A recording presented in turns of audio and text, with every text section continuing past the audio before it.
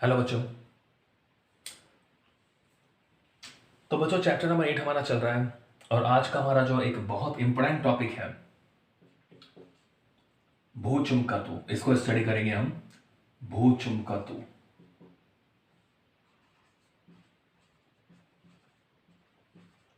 ठीक है। या इसे बोलते हैं पार्थिव चुंबकत्व यानी पृथ्वी का चुंबकत्व। पार्थिव चुंबकत्व। तो भूचुंबकत्व या पार्थिव चुंबकत्व इसे हम बोलते हैं यानी पृथ्वी का चुंबकत्व। इंपॉर्टेंट है, एग्जाम में क्वेश्चन आता है। यानी अर्थ मैग्नेटिज्म।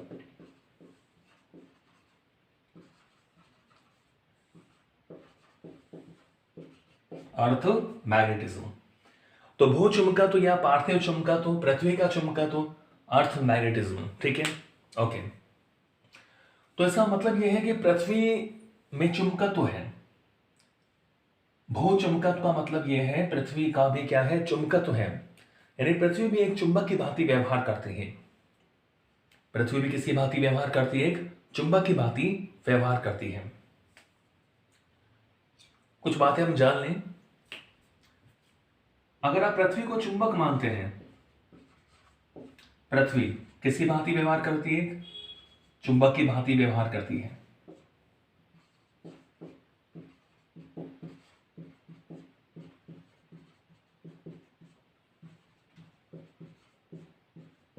ठीक है, पृथ्वी चुंबक की भांति व्यवहार कर रही है, यानी पृथ्वी का खुद का क्या होता है? चुंबकत्व होता है।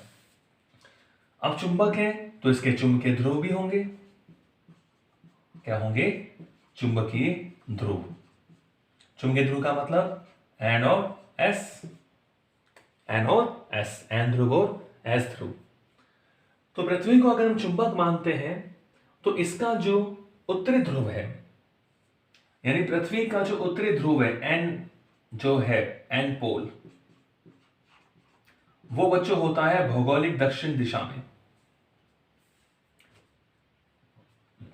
पृथ्वी का जो चुंबकीय उत्तरी ध्रुव है, ये तो हो गया उत्तरी ध्रुव चुंबक वाला, और ये दिशा है जो भौगोलिक दिशाएं होती हैं उस तरफ।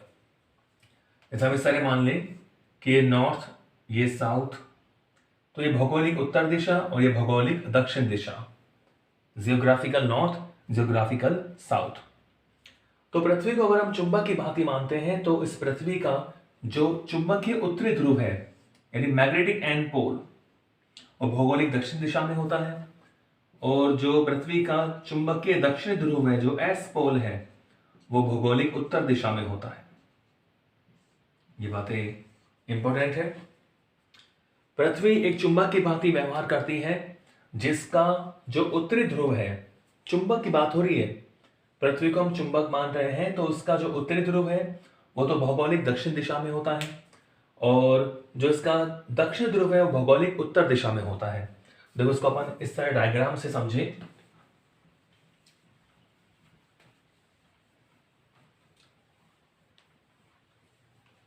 अर्थ मैग्नेटिज्म, तो देखो इसका मैं डायग्राम बनाता हूं एक। जैसे मान लो ये हमारी दिशा होती है, देखो ये भौगोलिक उत्तर दिशा है, जियोग्राफिकल नॉर्थ, और ये भौगोलिक दक्षिण दिशा है, जियोग्राफिकल साउथ। ठीक है, ये भूमध्य रेखा होती है, आपको पता है भूमध्य रेखा है, विषुवत रेखा, और ये हमारे पास पृथ्वी का क्या है? अक्ष है। इस अक्ष के सापेक्ष पृथ्वी घूम रही है। ये मान लो ईस्ट हो गया, ये क्या हो गया? वेस्ट हो गया।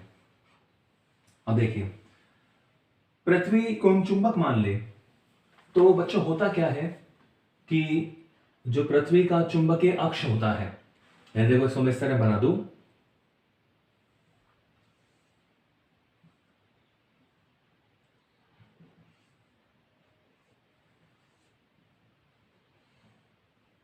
देखो इस तरह समझे इसमें।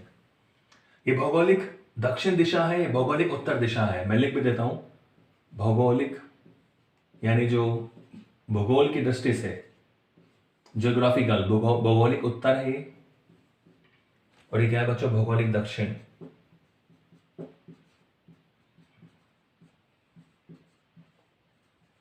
भौगोलिक दक्षिण। तो जो पृथ्वी को हम चुंबक मानते हैं, तो पृथ्वी का जो उत्तरी ध्रुव है वो तो होता है दक्षिण दिशा में, यानी ये इसका ये वाला जो पोल है,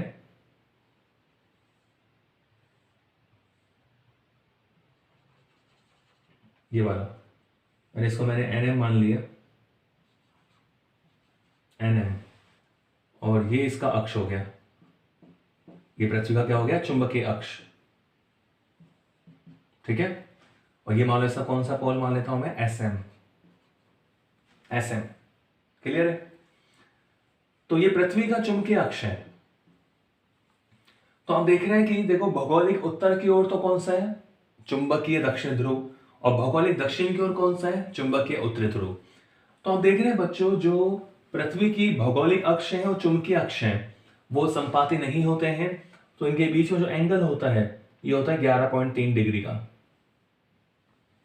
एंगल किस लिए होता है, 11 पॉइंट कितना होता है भाई, एंगल 11.3 डिग्री का। आगे बड़ी क्लासों में आप पढ़ोगे कि जो पृथ्वी की गति होती है वो प्रिसेशनल मोशन होता है, प्रिसेशनल मोशन, यानी इसे बोलते हैं हिंदी में पुरस्सरण गति। क्या बोलते हैं इसको, पुरस्सरण गति। तो पृथ्वी एक घूमते हुए लट्टू की भांति व्यवहार कर रही है गति में। पृथ्वी एक पुरस्सरण गति करती है, जिसके कारण इसका जो चुंबकीय अक्ष है वो भौगोलिक अक्ष जिसके सापेक्ष वो घूमती है, ये इसका पृथ्वी का अक्ष होता है जिसके सापेक्ष ये पश्चिम से पूर्व की ओर चक्कर लगा रही है। तो ये जो पृथ्वी का चुंबकीय अक्ष है वो भौगोलिक अक्ष के संपाती नहीं होता, वो 11.3 डिग्री पर होता है। कारण क्या है, पृथ्वी की पुरस्सरण गति। तो इस तरह हम पृथ्वी को एक चुंबक की भांति मान सकते हैं। क्लियर है? जिसका चुंबक के उत्तरी ध्रुव भौगोलिक दक्षिण दिशा में होगा और चुंबक के दक्षिण ध्रुव भौगोलिक उत्तर की ओर होगा। तो ये क्या हो गए बच्चों, ये पृथ्वी की हो गई चुंबकीय अक्ष, पृथ्वी की चुंबकीय अक्ष है। ठीक है, ये कौन सी रेखा होती है, भूमध्य रेखा, या इसे विषुवत रेखा भी बोल सकते हैं, इक्वेटर लाइन, विषुवत रेखा। ठीक है, तो हम इस तरह आप बल रेखा भी बना सकते हो कि N से S की ओर, N से दूर S की ओर, N से दूर S की ओर, तो इस तरह आएंगी N से दूर S की ओर।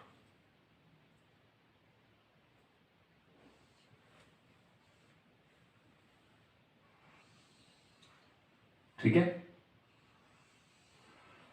तो हम ये पृथ्वी का मैग्नेटिज्म शो कर रहे हैं।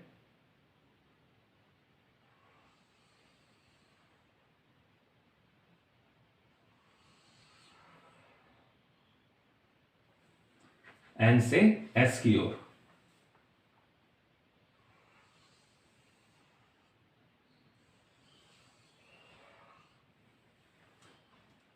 तो ये डायरेक्शन हो गई हमारी चुंबकीय बल रेखाओं की N से S की ओर, N से दूर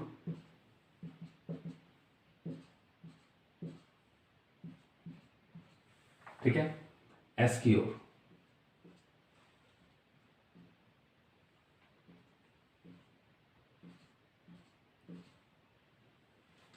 क्लियर है?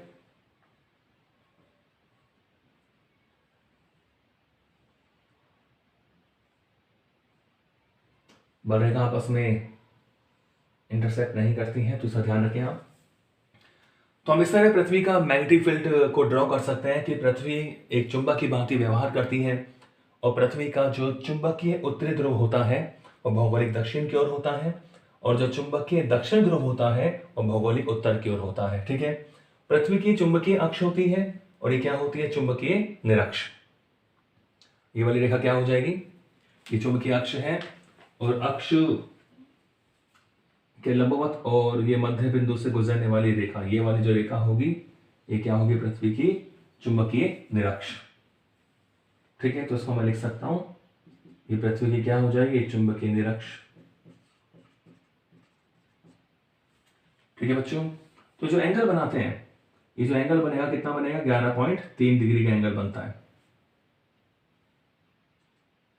11.3 डिग्री का।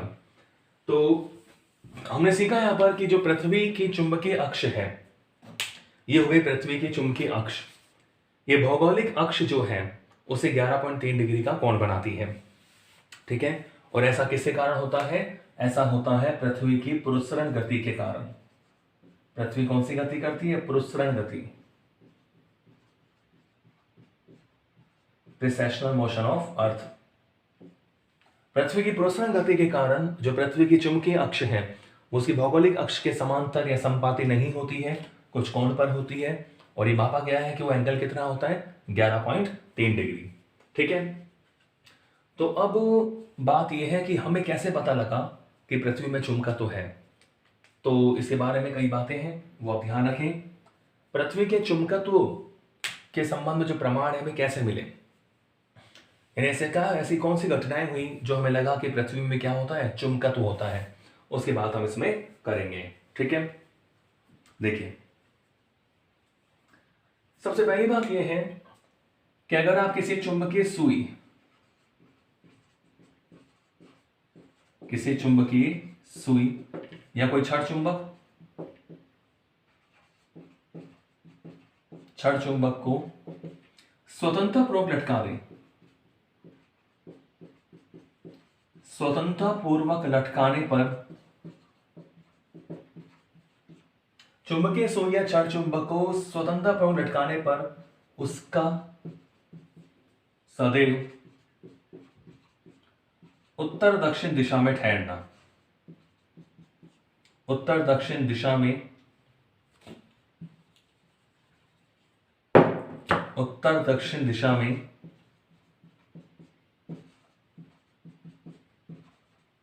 संरेखित होना।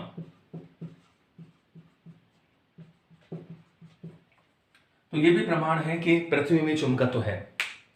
चुंबकीय सुई या छड़ चुंबक को जब आप स्वतंत्रपूर्वक लटकाकर छोड़ देते हो तो वह हमेशा उत्तर दक्षिण दिशा में क्या होता है, संरेखित हो जाता है। उत्तर दिशा में संरेखित होने का मतलब यह है कि इस डायरेक्शन में उस पर कोई फोर्स नहीं लगता, यानी जो नेट जो फोर्स होता है, जो टॉर्क होता है, वो क्या होता है बच्चों, जीरो होता है, यानी वो इस स्थिति में रुक जाता है, ठहर जाता है, क्योंकि जो पृथ्वी का चुंबकीय क्षेत्र है वो इसकी विपरीत दिशा में होता है। मैंने आपको बता रखा है पृथ्वी का चुंबकीय क्षेत्र कहां होता है, S2N होता है। ये भौगोलिक दिशा की बात मैं कर रहा हूं, S2N की तरफ होता है, जबकि चुंबक का चुंबकीय क्षेत्र उत्तर से दक्षिण यानी N2S होता है। तो दोनों विपरीत दिशा में होने के कारण दोनों के मान समान हो जाते हैं और परिणामी मान क्या हो जाता है, जीरो। तो पृथ्वी का जो चुंबकीय क्षेत्र है वो दक्षिण से उत्तर की ओर होता है, दक्षिण दिशा से उत्तर दिशा की ओर होता है। तो हमेशा उत्तर दक्षिण दिशा में इसलिए संरेखित होता है क्योंकि पृथ्वी का चुंबकीय क्षेत्र इतना ही है दक्षिण से उत्तर की ओर, तो वो एक दूसरे को कैंसिल कर देते हैं, तो जिससे हमारी चुंबकीय सुई या चुंबक क्या हो जाता है बच्चों, संरेखित हो जाता है। अब ऐसे भी लिख सकते हैं कि चुंबकीय सुई या छड़ चुंबक, चुंबकीय सुई या छड़ चुंबक का जो उत्तरी ध्रुव है,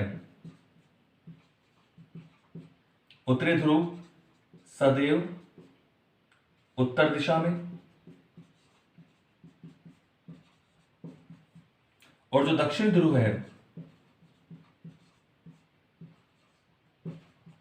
दक्षिण ध्रुव सदैव दक्षिण दिशा में।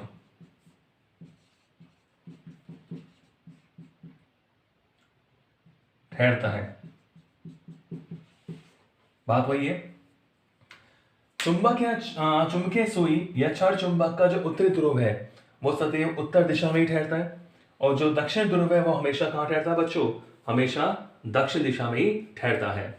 तो इसका मतलब ये हुआ कि पृथ्वी का भी चुंबकीय क्षेत्र है जो चुंबक के चुंबकीय क्षेत्र के विपरीत दिशा में है, जिससे वो निरस्त हो जाते हैं, इसलिए वो संरेखित हो जाता है। क्लियर है? और देखें, यदि हम किसी चुंबकीय सुई को स्वतंत्रपूर्ण लटका दें और इस प्रकार लटकाएं कि वो ऊर्ध्वाधर तल में घूम सके, यदि किसी चुंबकीय सुई को हम स्वतंत्रपूर्ण लटकाकर इस तरह लटकाएं कि वो कैसे तल में घूम सके, ऊर्ध्वाधर तल में घूम सके। तो देखा जाता है कि वो दो स्थानों पर तो बिल्कुल क्षैतिज हो जाती है और दो स्थानों पर बिल्कुल ऊर्ध्वाधर हो जाती है। तो ये भी एक कारण है। तीसरा कारण,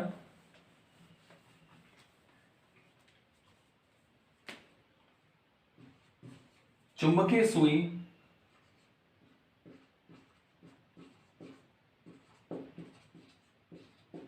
के स्वतंत्रता पूर्वक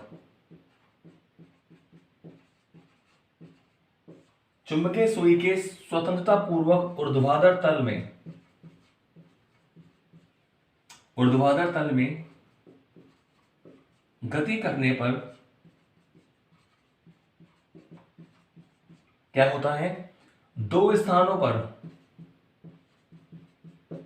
अगर अपन एक ध्रुव से दूसरे ध्रुव की तरफ लेके जाएं तो गति करने पर दो स्थानों पर वह पूर्णतः ऊर्ध्वाधर हो जाती है।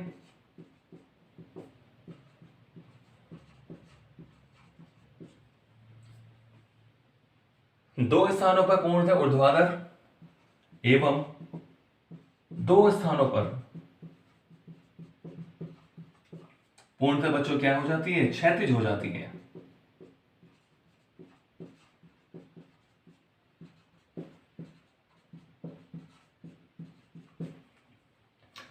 यदि चुंबकीय सुई को हम इस प्रकार लटकाएं कि उसे हम एक ध्रुव से दूसरे ध्रुव की तरफ लेके जाएं, तो देखा जाता है कि दो स्थानों पर तो बिल्कुल चुंबकीय सुई कैसी हो जाती है, ऊर्ध्वाधर हो जाती है। और ऊर्ध्वाधर मतलब इस तरह, और दो स्थानों पर बिल्कुल क्या हो जाती है, क्षैतिज हो जाती है। ठीक है, तो ये भी कारण है कि हमारा जो पृथ्वी का चुंबकत्व के कारण ही इस तरह होता है कि वो दो स्थानों पर बिल्कुल ऊर्ध्वाधर और दो स्थानों पर बिल्कुल क्या हो जाती है, क्षैतिज हो जाती है। क्लियर है। अब जिन दो स्थानों पर चुंबकीय सुई पूर्ण ऊर्ध्वाधर होती है वो होते हैं पृथ्वी के चुंबकीय ध्रुव।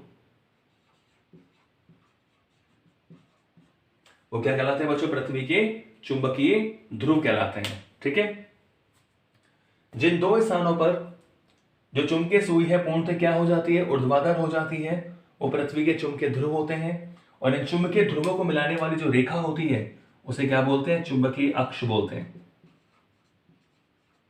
क्या बोलते हैं इसको, चुंबकीय अक्ष। दोबारा सुनिए, अगर हम चुंबकीय सुई को एक ध्रुव से दूसरे ध्रुव की तरफ लेके जाते हैं तो दो स्थानों पर बिल्कुल वो कैसे हो जाती है, ऊर्ध्वाधर हो जाती है। ठीक है, तो कह रहे हैं जिन स्थानों पर ये ऊर्ध्वाधर होती है तो दो स्थान वो क्या होते हैं, पृथ्वी के चुंबकीय ध्रुव होते हैं। इन दोनों ध्रुवों को मिलाने वाली रेखा क्या होती है, चुंबकीय अक्ष। तो पृथ्वी की जो चुंबकीय अक्ष है वो उसकी भौगोलिक अक्ष से संपाती नहीं होती। चुंबकीय अक्ष जो है, भौगोलिक अक्ष यानी भौगोलिक उत्तर और दक्षिण को मिलाने वाली रेखा, चुंबकीय अक्ष जो है भौगोलिक अक्ष से कितने डिग्री कोण पर होती है, 11.3 डिग्री के कोण पर होती है। चुंबकीय अक्ष जो है भौगोलिक अक्ष से कितने डिग्री कोण पे होती है, 11.3 डिग्री के कोण पर होती है। ठीक है, अब बात है कि जिन दो स्थानों पर पृथ्वी जो चुंबकीय सुई है वो क्षैतिज होती है उन्हें बोलते हैं बच्चों पृथ्वी की चुंबकीय निरक्ष। क्या बोलते हैं, पृथ्वी की चुंबकीय निरक्ष बोलते हैं। ठीक है, तो जहां क्षैतिज होती है वहां तो क्या बोलते हैं, चुंबकीय निरक्ष, और जहां बिल्कुल ऊर्ध्वाधर हो जाती है वो क्या होता है, पृथ्वी के चुंबकीय ध्रुव होते हैं। तो अभी तो हमने ये सीखा कि जो भाई हमें कैसे पता लगा, हमें कैसे अनुमान हुआ कि पृथ्वी में चुंबकत्व है। तो सबसे पहला फंडा तो यही है कि जब हम किसी चुंबकीय सुई या क्षण चुंबक को,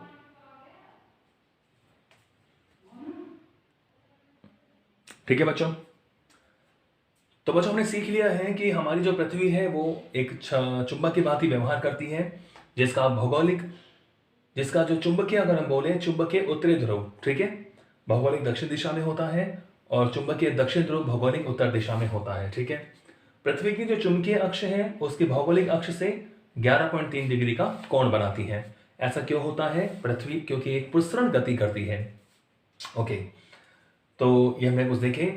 अब अलग अलग वैज्ञानिकों ने अपने अलग अलग मत दिए, अपने अलग अलग उन्हें अपनी अपनी थ्योरी बताई कि वास्तव में पृथ्वी में चुंबकत्व क्यों है।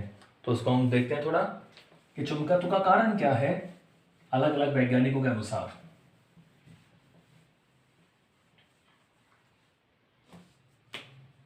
चुंबकत्व का कारण,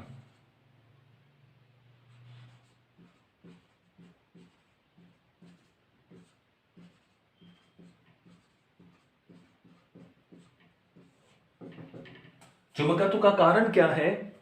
तो बच्चों सबसे पहले बताया 1600 ईस्वी में, सन 1600 ईस्वी में एक वैज्ञानिक थे विलियम गिलबर्ट। क्या नाम था भाई? William Gilbert. सन 1600 ईस्वी में विलियम गिलबर्ट ने यह सोचा कि पृथ्वी का जो चुंबकत्व है उसके पीछे कारण यह है कि पृथ्वी के अंदर एक बहुत बड़ा चुंबक रखा हुआ है, एक बहुत शक्तिशाली।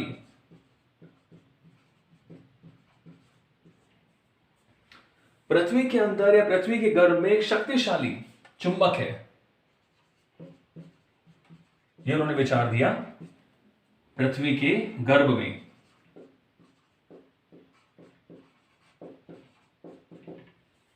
तो वैज्ञानिक गिलबर्ट ने यह बताया कि पृथ्वी के गर्भ में एक बहुत बड़ा, एक बहुत शक्तिशाली चुंबक रखा हुआ है और उसी से पृथ्वी का क्या है भाई? पृथ्वी में कौन सा गुण है? चुंबकत्व है।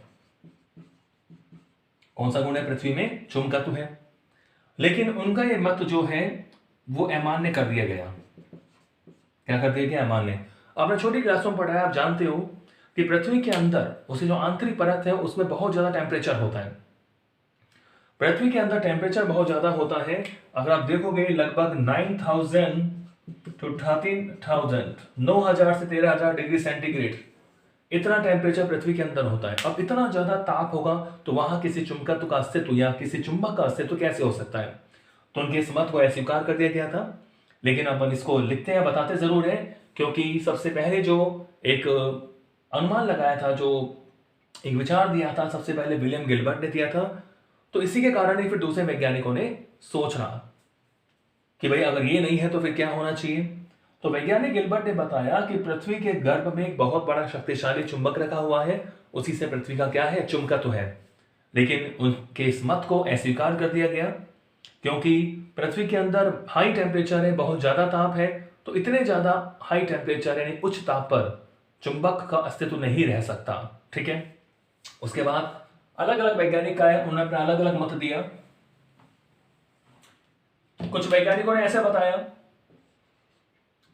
कि पृथ्वी का जो चुंबकत्व है वो पृथ्वी की जो भारी परत है, जो आउटर कोर है, पृथ्वी की भारी परत के चारों ओर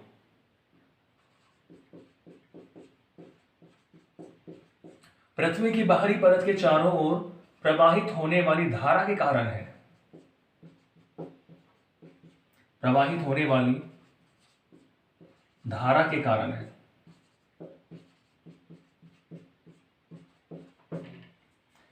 पृथ्वी की बाहरी परत के चारों ओर, पृथ्वी की बाहरी परत के चारों ओर प्रवाहित होने वाली धारा के कारण है।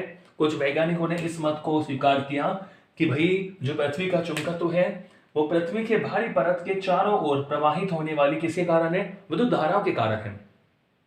क्योंकि उस समय तक हमें पता लग गया था कि जो चुंबकत्व है वो विद्युत धारा का प्रभाव है, विद्युत धारा का चुंबकीय प्रभाव है।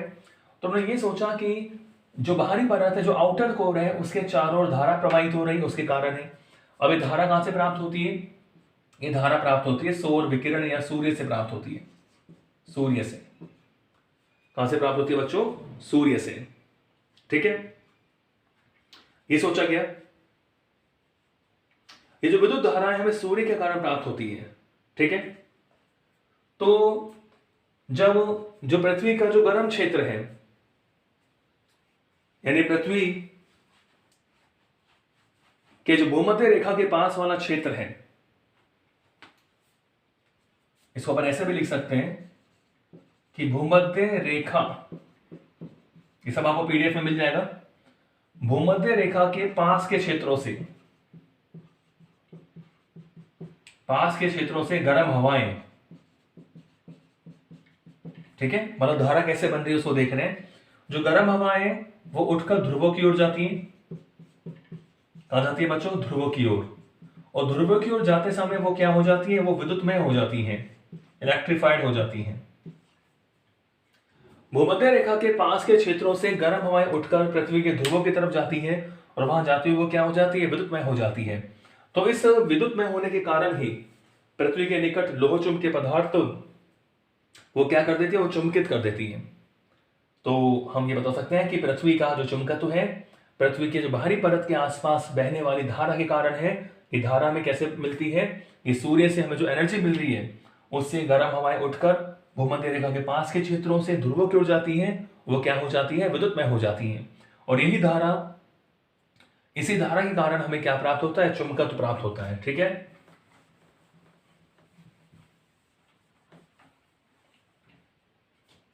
ठीक है बच्चों।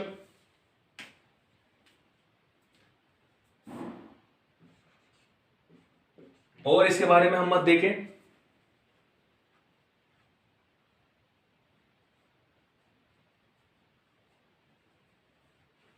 देखो, सूर्य और अंतरिक्ष से आने वाली जो उच्च ऊर्जा वाली किरणें हैं, सूर्य व अंतरिक्ष से आने वाली, ये सब आपको मिल जाएगा पीडीएफ में। सूर्य व अंतरिक्ष से आने वाली जो उच्च ऊर्जा वाली किरणें होती हैं, उच्च ऊर्जा वाली किरणें, उच्च ऊर्जा वाली किरणें, इन्हें कॉस्मिक किरणें बोलते हैं।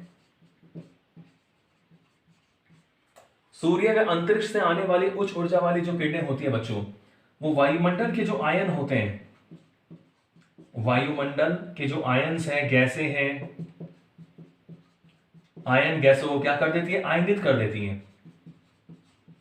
क्या कर देती है बच्चों, आयनित, यानी आयंस का निर्माण हो जाता है। तो आयनित करेगी तो यानी वायुमंडल के आसपास जो गैसें होती हैं वो कौन सी अवस्था में रहती है, आयनित अवस्था में रहती है। कौन सी अवस्था में रहती है बच्चों, आयनित अवस्था में रहती है। ठीक है, तो पृथ्वी के अपने अक्ष पर घूर्णन के कारण, पृथ्वी के अपने अक्ष पर घूर्णन के कारण हमें आयनन धारा प्राप्त होती है। क्या प्राप्त होती है, आयनन धारा। और इस धारा के कारण ही पृथ्वी में क्या उत्पन्न होता है, चुंबकीय क्षेत्र उत्पन्न होता है। समझ गए। तो दूसरा में देखा कि सूर्य और अंतरिक्ष से आने वाली जो हाई एनर्जी रे होती है, कॉस्मिक रे होती हैं, वो क्या करती हैं, जो पृथ्वी के आसपास जो वायुमंडल है उनमें जो गैसें हैं, जो आयन है, उनको आयनित कर देती हैं। उन आयनित करने से क्या होता है कि पृथ्वी तो घूम ही रही है अपने अक्ष के सापेक्ष चारों ओर, वो आयनित करने से वहां आयनन धारा का निर्माण होता है। और ये आयनन धारा के कारण ही पृथ्वी में क्या उत्पन्न होता है, चुंबकीय क्षेत्र उत्पन्न होता है। सबसे अधिक प्रचलित या सबसे ज्यादा मान्यता एक वैज्ञानिक था, एल सिसर। क्या नाम था उसका, एल सिसर। एल सिसर उसको मिलती है। एल सिसर ने बहुत अच्छा मत दिया। एल सिसर ने कहा कि पृथ्वी के क्रोड़ में, जो केंद्रीय क्रोड़ है, पृथ्वी की केंद्रीय क्रोड़ में, केंद्रीय क्रोड़ में जो चुंबकीय पदार्थ हैं,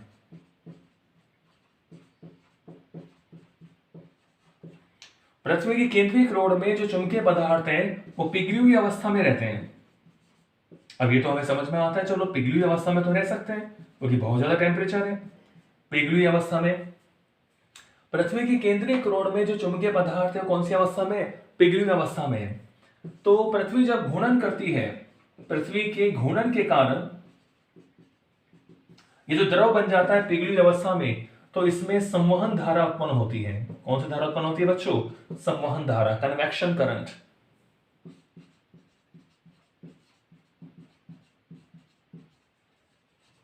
कन्वेक्शन करंट उत्पन्न होता है।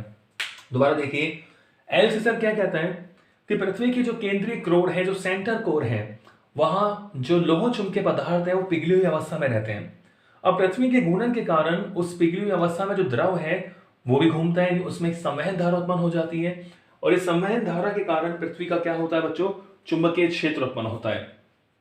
ठीक है, तो ऐसा लगता है कि वहां पर एक स्वतः जनरेटर बन जाता है, ऑटोमेटिक जनरेटर। स्वतः जनरेटर का कार्य वो करता है, जिससे हमें विद्युत धारा प्राप्त होती है। और इस विद्युत धारा के कारण ही पृथ्वी का क्या है, चुंबकत्व है। ठीक है, तो ये तो बात हुई कि पृथ्वी के चुंबकत्व का कारण हमने क्या देखा। तो नॉर्मली हमने देखा कि धाराओं के कारण ही चुंबकत्व प्राप्त होता है। ठीक है, पृथ्वी के आसपास जो वायुमंडल है, वहां जो आयन्स हैं, गैसें हैं, वो आयनित अवस्था में रहते हैं। आयनित होते हैं वो उच्च ऊर्जा वाली कॉस्मिक किरणों के कारण। ठीक है, और हमें देखा एल सिसर के अनुसार पृथ्वी की केंद्रीय क्रोड़ में जो चुंबकीय पदार्थ है वो पिघली हुई अवस्था में रहते हैं। तो अब पिघली अवस्था में रहने से जब पृथ्वी घूर्णन करती है तो उस वहां समय धारा उत्पन्न होती है, यानी एक ऑटोमेटिक जनरेटर बन जाता है। तो वहां से हमें विद्युत धारा प्राप्त होती है। इसके कारण ही पृथ्वी में क्या उत्पन्न होता है? चुंबकत्व। पृथ्वी के चुंबकत्व को जानने के लिए हमें कुछ एलिमेंट्स जानने होते हैं, तो उनको भी पढ़ेंगे हम, और वो एग्जाम में काफी पूछते हैं। तो हम लिख सकते हैं इसको भू चुंबकत्व के अवयव। भू चुंबकत्व के अवयव।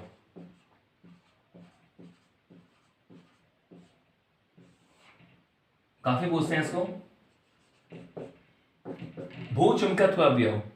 तो बच्चों देखो, पृथ्वी क्या चुंबकत्व या भू चुंबकत्व के 3 अवयव होते हैं। एक होता है दिक्पात का कोण।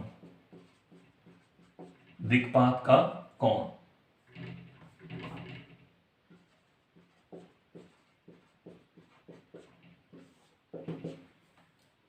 ठीक है। तो चलो मैं तीनों को लिख देता हूं पहले। एक दिक्पात का कोण होता है, एक होता है नमन कोण या नति कोण,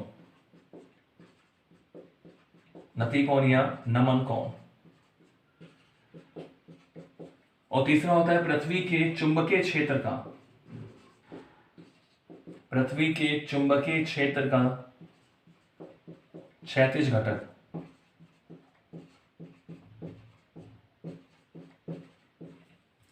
पृथ्वी के चुंबकीय क्षेत्र का क्षैतिज घटक, तो इसको स्टडी करेंगे अपन। सबसे पहले हम पढ़ते हैं दिक्पात का कोण क्या होता है।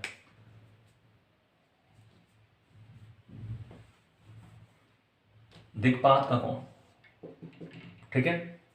दिक्पात का कोण यानी angle of declination, angle of declination.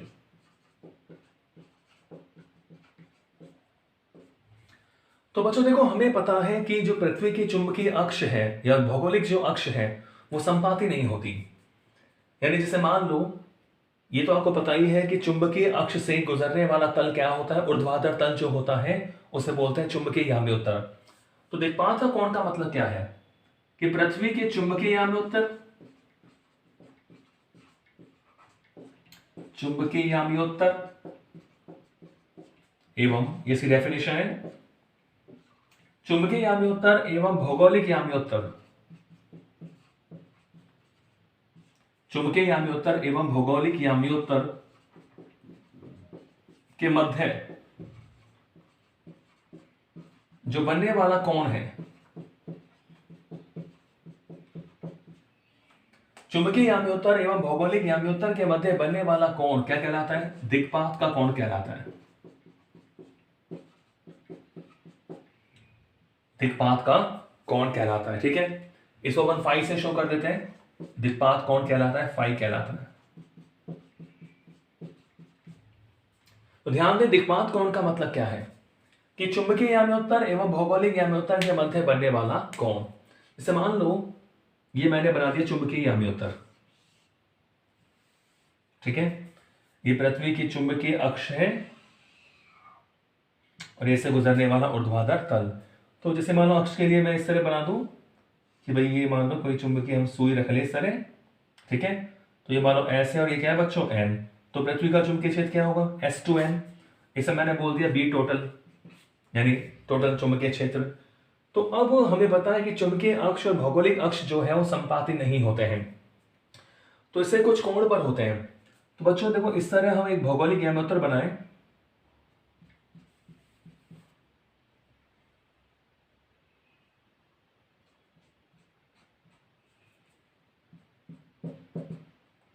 यानी ये जो मैंने आपको सामने अलग से बनाया है ये भौगोलिक याम्योत्तर को शो कर रहा है,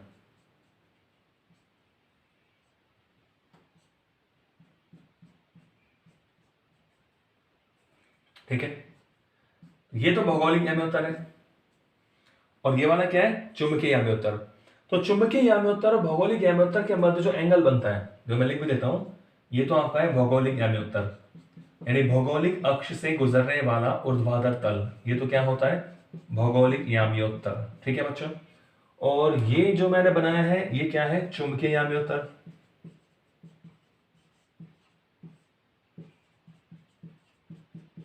क्या बोलेंगे इसको? चुंबकीय याम्योत्तर। तो चुंबकीय याम्योत्तर और भौगोलिक याम्योत्तर के मध्य जो एंगल बनता है इसी को बोलते हैं दिक्पात का कोण, दिक्पात का कोण फाई। ठीक है, समझ गए। तो अलग अलग स्थानों पर इसका मान भी क्या होता है, अलग अलग। दिक्पात का जो कोण फाई है, इसके मालूम भिन्न भिन्न स्थान पर इसकी वैल्यू क्या होती है, भिन्न भिन्न होती है। तो ये आप समझ गए हैं कि भौगोलिक याम्योत्तर और चुंबकीय याम्योत्तर के मध्य जो एंगल बनता है वही क्या होता है, दिक्पात का कोण। जो सेकंड नंबर लेते हैं,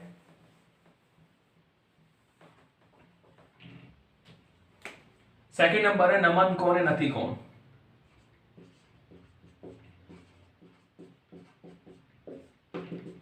नमन कोण या नति कोण, एंगल ऑफ डिप।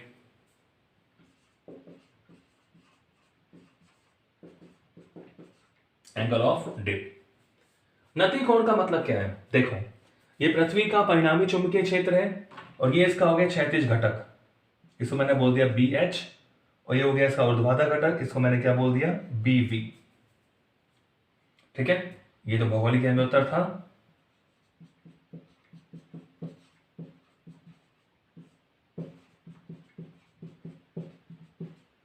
देखिए ये पृथ्वी का परिणामी चुंबकीय क्षेत्र है और ये पृथ्वी का परिणामी चुंबकीय क्षेत्र यानी चुंबकीय क्षेत्र का क्षैतिज घटक है। तो पृथ्वी के चुंबकीय क्षेत्र के क्षैतिज घटक और परिणामी चुंबकीय क्षेत्र के मध्य ये जो एंगल बनता है थीटा, इसी को हम क्या बोलते हैं, नति कोण बोलते हैं। क्या बोलते हैं इसको, नमन कोण या नति कोण। तो क्या लिख सकते हैं कि पृथ्वी के परिणामी चुंबकीय क्षेत्र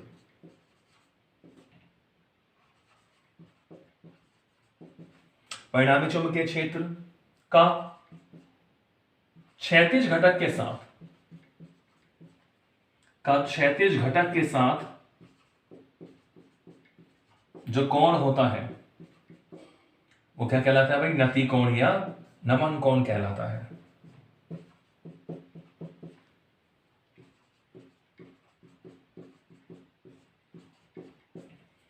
तो नति कोण का मतलब क्या होता है, चुंबकीय क्षेत्र परिणामी क्षेत्र जो है उसका क्षैतिज घटक के साथ जो एंगल बनता है वो क्या होता है बच्चों, नमन कोण या नति कोण। ठीक है, तो बात ध्यान रखिए आप।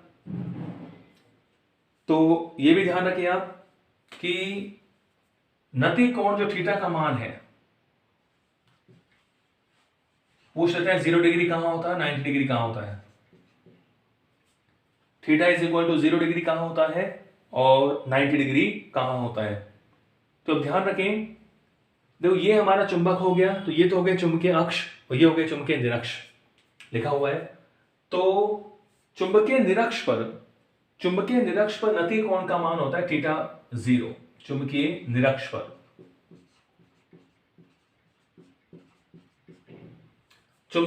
पर नति कोण कितना होता है भाई, 0।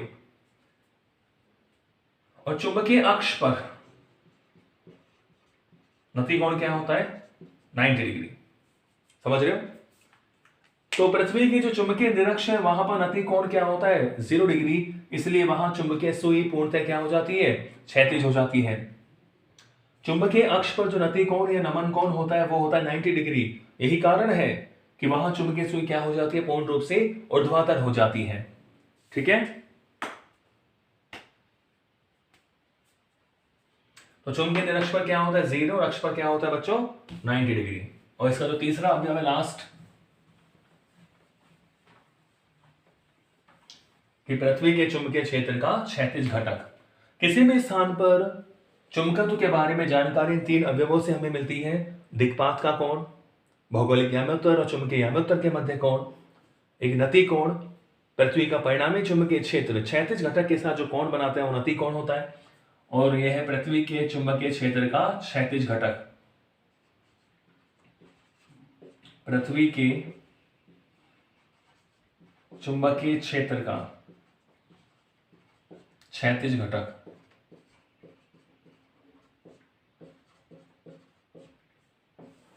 क्या बोलते हैं बच्चों इसको, BH। क्या बोलेंगे, BH। तो हमने देखा था कि इस तरह ये हमारा मान लो B टोटल था, ये क्या था, नमन कोण नति कोण, तो ये क्षैतिज घटक हो गया BH और ये ऊर्ध्वाधर घटक हो गया BV। तो आप देख सकते हैं कि क्षैतिज घटक क्या होगा, BH इज इक्वल टू, तो इसका इस दिशा में घटक क्या हो जाएगा, BT cos थीटा। ये पृथ्वी के चुंबकीय क्षेत्र का क्षैतिज घटक है BH बराबर BT cos थीटा। ऐसे बच्चों ऊर्ध्वाधर घटक क्या होगा, BV इज इक्वल टू क्या हो जाएगा, आप देख रहे हो BT sin थीटा। ठीक है, क्षैतिज घटक तो क्या हो गया BT cos थीटा, BH की वैल्यू BT cos थीटा, और ऊर्ध्वाधर घटक क्या हो गया BV is equal to BT sin theta. तो यहां से आप दोनों को अगर भाग दें, समीकरण 2 में 1 का भाग दें आप, थ्योरी आपको सब PDF में मिल जाएगी, 2 में 1 का भाग दें तो क्या मिलेगा आपको कि BV upon BH is equal to tan theta. ठीक है बच्चों, तो tan theta is equal to क्या आता है BV upon BH। tan theta is equal to क्या आता है बच्चों BV अपॉन BH।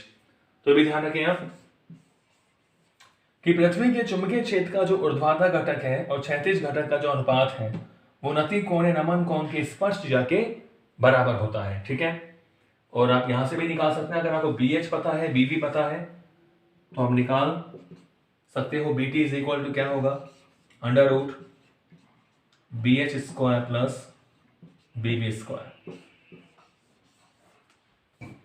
ठीक है, तो आज हमने बहुत इंपॉर्टेंट टॉपिक पढ़ा कि भू चुंबकत्व क्या होता है, कैसे उसके बारे में हमें पता लगा, उसके बारे में क्या क्या मत दिए गए और भू चुंबकत्व के अवयव क्या होते हैं। तो आज के वीडियो में इतना ही, नेक्स्ट अगली वीडियो में। Thank you.